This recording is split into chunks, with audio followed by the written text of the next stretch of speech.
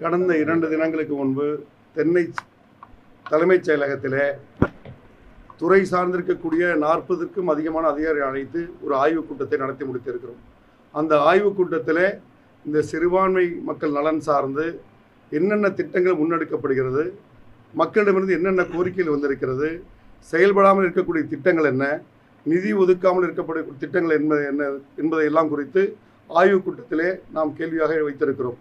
அடுத்த ஆய்வுக் கூட்டத்தில் அவர்கள் சமர்ப்பிக்கக்கூடிய அறிக்கையின் அடிப்படையில் எதையெல்லாம் செம்மைப்படுத்த வேண்டுமோ, எதையெல்லாம் புதிதாக கொண்டு வர வேண்டுமோ அந்த திட்டங்களெல்லாம் ஆய்வு குறித்து ஆலோசித்து முதலமைச்சருடைய கவனத்திற்கும் கொண்டு சென்று ஒன்றிய அரசும் இதில் சம்பந்தப்பட்ட துறை என்பதால் அவர்களிடத்து இந்த கோரிக்கையெல்லாம் கொண்டெடுத்து நிச்சயமாக வென்றெடுப்போம்.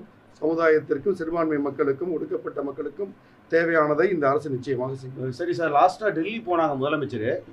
இப்போ இவங்கள சந்திக்க அமித்ஷாவையும் காங்கிரஸ் தலைவர்கள் ராகுல் காந்தி, சோனியா காந்தியை சந்திக்காமல் வந்திருக்காங்களே. ஏன்னா பிளானிங் சந்திக்கிறதா தானே இருந்துச்சு, என்ன விஷயமாக சந்திக்காமல் வந்தாங்க? யாரை சந்திக்க போகிறோம் என்று எந்த அறிக்கையும் முன்மே முதலமைச்சர் வந்து வரவில்லை. அவருக்கு சந்திக்க சென்றது மாண்புமிகு இந்திய நாட்டினுடைய பிரதமரை அவர் சந்தித்திருக்கிறார்கள். தேவைப்படக்கூடிய வேண்டுகோளை வைத்திருக்கிறார்கள். அதை பெற்றுத் தருவார்கள் நம்பிக்கையோடு நம்ம இருக்கிறோம். தமிழகத்துடைய சட்டம் ஒழுங்கு எப்படிங்க சார்? முன்னாடி திமுக ஆட்சி இருந்ததுக்கும் இப்போ ஆட்சி மாற்றம் ஏற்பட்டதுக்கும் தமிழகத்துடைய சட்டம் ஒழுங்கு எப்படி பார்க்குறீங்க? ஆட்சி மாற்றம் ஏற்பட்டு ஓரிரு நாட்களே சட்டம் ஒழுங்கு எந்த நிலை இருக்கு என்பதை நாம் தீர்மானிக்க இயலாது.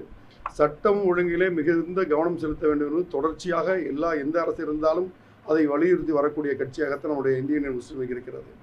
அந்த வகையில் அங்கொன்றும் இங்கொன்றுமாக ஒரு சில அசம்பாவிதங்கள் நடந்திருந்தாலும் கூட அதையும் தடுத்து நிறுத்தும் பொருட்டு மாண்பு முதலமைச்சர் அவர்களும் அதிகாரிகளிடத்தில் வேண்டுகோள் வைக்கப்பட்டிருக்கிறது.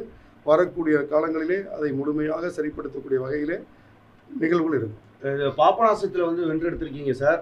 முதல்ல பாபநாசம் பத்திரிகையாளர் சங்கம் சார்பாக வாழ்த்துக்களை தெரிவிச்சுக்கிறோம். நன்றி. இப்போ பாபநாசத்தில் வந்து முதல் திட்டங்களாக என்ன மாதிரியான திட்டங்கள் நீங்கள் நிறைவேற்றத்துக்கு வச்சுருக்கீங்க சார்?